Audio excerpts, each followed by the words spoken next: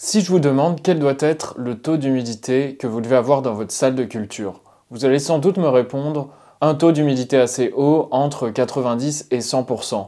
Eh bien, vous n'avez pas tout à fait raison et je vais vous expliquer pourquoi.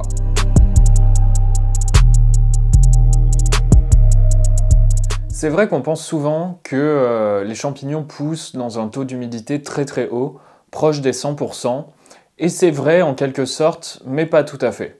Quand on regarde des fiches de culture, comme sur mon blog par exemple, ou dans des livres sur la culture de champignons, on va souvent voir, pour la plupart des espèces, des taux d'humidité proches des 100%.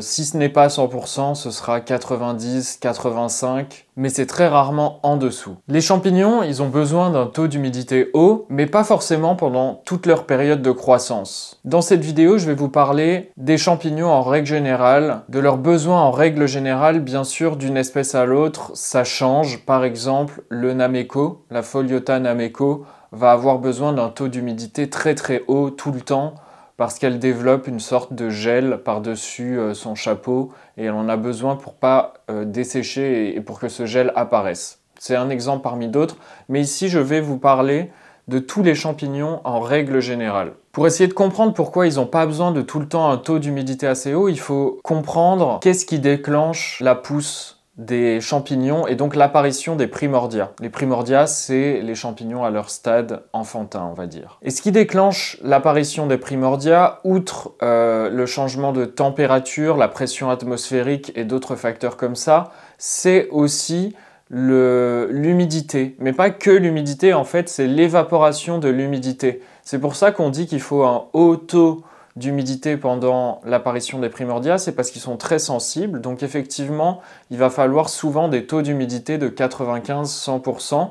Mais pas seulement ça, il faut aussi que cette humidité en fait s'évapore de la surface du primordia et c'est cet effet qui va déclencher la pousse. Si on maintient l'humidité à 95-100% en permanence dans la salle de culture, eh bien cet effet il ne va pas pouvoir se produire. C'est pour ça qu'il faut en fait, plutôt qu'une humidité très haute constamment, avoir des vagues de haut en bas qui vont osciller en fait sur des taux d'humidité entre 95-100 et 70, voire même en dessous, mais 70 c'est une bonne base. Pour créer ces variations d'humidité, c'est assez facile, il suffit de brancher votre humidificateur sur un régulateur d'humidité et puis de régler entre 70 et 95%. C'est aussi grâce à ça que vous allez à la fin avoir des champignons d'une meilleure qualité qui ne sont pas gorgés d'eau. Et surtout, je vous conseille avant la récolte de baisser votre taux d'humidité pendant quelques heures.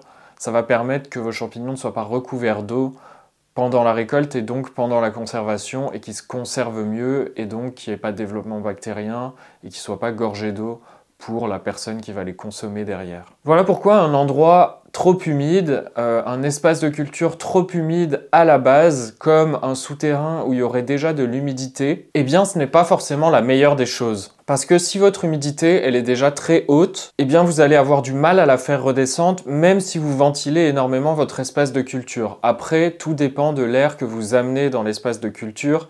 Si jamais votre espace de culture est très humide, mais que vous êtes dans un endroit où il fait chaud et que l'air extérieur est très sec, eh bien vous n'aurez pas ce problème de faire redescendre l'humidité. C'est pour ça qu'en règle générale, il vaut mieux avoir un espace de culture qui soit trop sec que trop humide, parce que rajouter de l'humidité, c'est assez facile, mais par contre, en enlever, c'est un peu compliqué. Un dernier point, un peu anecdotique, mais quand même important, c'est la fiabilité des régulateurs.